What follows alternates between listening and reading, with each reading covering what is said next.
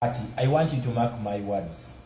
Omwezi enaku z'omwezi 28 omwezi gwa January omwaka gwa 2025. Save my video for future reference. This is the end of Kagame's regime. Nchidamu M23 okuwamba Goma. It is the end of Kagame's regime. Mark my words and save this video for future reference. Tujajeta agamasa. Omanyi waliwo ekintu ekigenda maaso mu Uganda mu ggwanga lya Congo awo. M23 ewambye Goma city, yes, egiwambye. Naye amawulire gagamba gatya? Gakugamba abayekera abasponsoringibwa Kagame wa Rwanda bawambye Goma. We gagamba olutalo baluyita de-dollarization. The battle for African minerals oba resources we lugenda maaso. Oshegira. Naye njagala tujjukire ebintu bino gye byatandikira. Tshisekedi yasisinkana Joe Biden wa America. Era bagenda mu meeting bogere ne Kagame ono. Kagame ne yefulu waka Tshisekedi nagamba tugisazeemu atugende mu Nairobi process. Tujigendemu. Goma city eno kabadde trap Kagame akalidde kano katego. Tebakulimba nti Rwanda which is a district in Africa esobola okulumba eggwanga lya Congo ensi ekyasinze obunene mu Africa. Tebakikulimba. Tesobola. Just bajuwadde trap. Kubanga bana abantu bano nabagamba abantu bano nga banakuba. Tebasooka okukola bakuwa ekifaananyi ekibi mu nsi. Saakira ati babeera bakuba bakwogoloze teri agenda kuwolereza kibali mu kukola Congo. Bannayuganda mbasa batwegatte naffe kweno hashtag tuvumiriwe ebikola bya Kagame ne Museveni byali mu kukola mu ggwanga lya Congo. Mukitegere ekintu kino. Ene ebadde just trap gye bawadde Kagame naye agiridde nakugamba abantu bano basiru bote babala. Eno report M23 yawambye ne bakugamba Rwanda ejama jegayo mu ggwanga lya Congo. UN Security Council yatudde negamba ati Rwanda jayama jego mu ggwanga lya Congo. Ogiraba? Era Congo negamba ambasada wayo afulume ggwanga lya Rwanda. Ne bakwata ambasada wa Rwanda mu Congo ne bamuwa 48 hours nga mazo kwamuka eggwanga lya Congo. Kitegeeza ki nti buli kintu Rwanda kyeyina ku ggwanga lya Congo kirina okuva ku ttaka lya Congo. Eyino kijjayo kubanga bagenda ko bakikonsideringanga occupation kubanga temina diplomatic ties zonna wakati wa mweziriwo. Congo yafuna ebyokulwanyisa okuva mu Russia ne mu America n'ebifuna yabigula. Tennakozesako wadde n'ekimu. Kati mbugani ba M23 bano ba M23 abava mu district gye bayita Rwanda mubalumbe Congo ekyasinze obunene mu Africa bajiwambe then oli musiru. Mukitegera just watch the space. Nabagamba abantu bano bagala kuba Kagame ne Museveni bagala justifiable reason.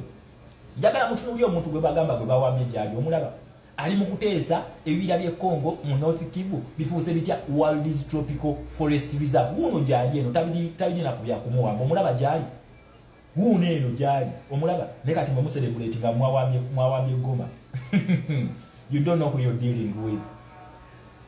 Rwanda ekube ba machineries abazo bakugamba ati ba machineries bano babasanze mu campus zabwe tebalwanye na kulwana batadde mutesi wansi mundu ne beyongerayo ne bagenda. Gwe tonafuna magezi nti eno trap bali mu kusika Kagame kumuleta mu lutalo lisupa bakulumbire Rwanda. Congo ewange mazo kujja ambassador wayo kitegeeza ati Congo eyine barua Tshisekedi ayine barua nga parliament yemwa approval okulumbe gwanga lya Rwanda. Naye bagala omanyi bakugamba totta kibenga tonna kikene nyandusu. Nenda kugamba Museveni ne Kagame bayonka ku bbeereri ate bo bayonka mu busiru. Tebabala kiddako bali direct mu kintu. Mushege bo bali direct mu bintu byabwe tebayimirira mu ne bagamba lwaki ekintu kino kizebwe ekiti. Lwaki ekintu kino kizebwe ekiti. Kakati jagalo demo ku magezi. Kagame asobola okulwanyisa sadaka. Amajega South Africa gonna M23 asobola okugakuba. Kagame asobola okulwanyisa ba machineries abawere 15,000 abaze mu ggwanga lya Congo asobola obalwanyisa. Kagame asobola okulwanyisa wazalendo abavubuka be Congo abegatidde wamu okulwanyisa Kagame asobola obalwanyisa. Kagame asobola okulwanyisa amajega abongereza asobola okulwanyisa ba machinery ba Uruguay. Deployment eri mu ggwanga lya Congo. Tosobola kungamba nti M23 ezene wamba Goma nga tebalina kye banoonya balina kye baagala okubala. Njagala mujjukire wabaddewo ceasefire jjukira wali mabiga Congo babadde nga M23 bagitwala speed era nga balaba bamu badduka bajja mu Uganda. Then Endogan wano wuno gwenjogerako Endogan n'agamba agenda kuyingira mu mediation wakati wa Rwanda ne Congo. Era wabaddewo ceasefire ng'eggwanga lya Congo likkiriza Tshisekedi ng'agamba okay tubeere ne ceasefire tuteese. Wabula obusiru bwa Kagame yalumbye bulumbi. Nenga oba kyali ku ceasefire era Tshisekedi yagambye Endogan kati biveemu. Endogan babi mugobyemu. Okitegeera bibyawo nabagamba bano bo boogera boogezinga tebabitegeera. fa abagoberera ensonga za Congo zikulaga nti Kagame agenda kumaliriza avudde ku buyinza abahutu nga bazze ewaabwe. Jjukira Tshisekedi alina n'abahutu already abali mu majeege. Kino ekintu kye bali mu kukola mulaga nti babalaga nti M23 eri mu kuadvancinga, M23 ewamba naye nga amawulire gakuba Rwanda. Lwaki teboogera ku M23? Muna Uganda nakugambye yongera okusaba all we ever played for kigenda kutuukirira kisibuka nabagambe ekive Congo kisibira Rwanda, we kisibire Rwanda kijja Uganda. There is no difference. Abantu bokaboka abali menace mu lutalo lugenda maaso lwa dollarization awo mu East Africa, Rwanda ne Uganda, Kagame ne Museveni bebakyali mu nkwawa za Russia. Omu yayingira BRICS, muganda wono nayagamba bagenda kuzimba nuclear plant mu gwanga lyaki, mu gwanga lya Rwanda. Okitegera of which tebalina gundi minerals tebazirina. Era nsaba mu Uganda twegatte kweno hashtag tuvumirire ebikola bya Museveni ne Kagame. Just watch the space. Bagenda kuba kubira Kagame no yevume n'olunaku byafuuka president. Bamusika bamuteze omanyinga wona akwata empisi n'ogitega bwe bati ekifinge gyetambula bweti. Kagame tasobola kukuba Tshisekedi, tasobola, ekyo tebakikulimba. M23 tesobola kulwanagana na bibinja biri mu ggwanga lya Congo. Mbungu yawambye nga bwawambya kudiruki nakugamba tegeera nnyo muvuyo mu Amerika ono ng'agenda okuba omuntu gyetegereze nnyonnyo lyemu efaanagana kyebakola Gaddafi, kyebakola Saddam, kyebakola Bin Laden. Gyonna muvu eryegi esooka kwonoona. Kati essaawa eno basika mawulire gonna bafune sympathy. Ukraine bwete weri mu kuba Russia ng'eyonoona ebintu bya Russia negoloza Ukraine y'amaanyi ku Russia bagiwa media play. Kati essaawa eno ekifaananyi kya Kagame bali mu kyonoona world over ne Museveni bali mu kuboonoona world over. Ne bo bali munanga ate bo busiri wabo baselebrating nga bakugamba mbwe bya Congo na bibuddeko nga mbivaako kinga wali Victoria. Museveni ekimujjako ne Kagame kigenda kufubutuka mu ggwanga lya Congo awo.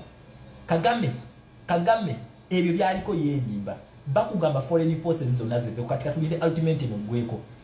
Tshisekedi move gyali kayagala kulomba Kagame direct ba facing off man to man. Twabega nena amajaga ali mu bibuga bino begatapulinga ebbaka gadde okudefendinga Rwanda.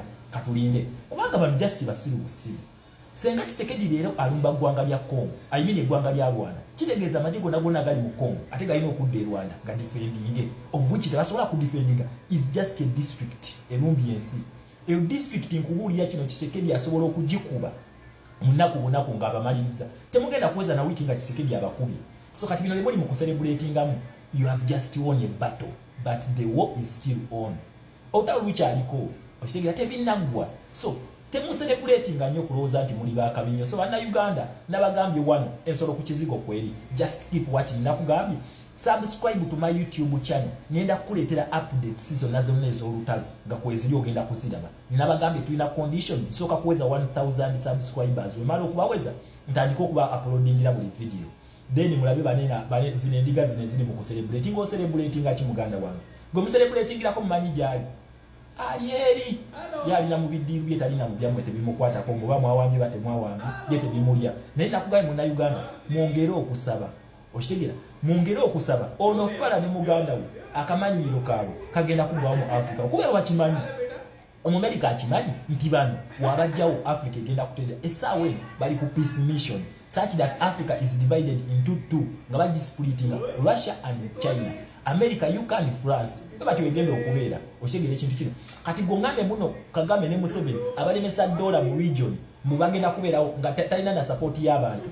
Then bikyogerako tokitegera. So muna Uganda let us keep praying luno olutalo lweyongere mu maaso. Yes, olutalo lweyongere mu maaso kubanga luno olutalo boogera ku Museveni nani na Kagame boogera ko bote boogera na M23 boogera ku Museveni na Kagame wano wetu baagala fe hashtag yafu yali egamba Museveni and Kagame at the real M23 bebaddala.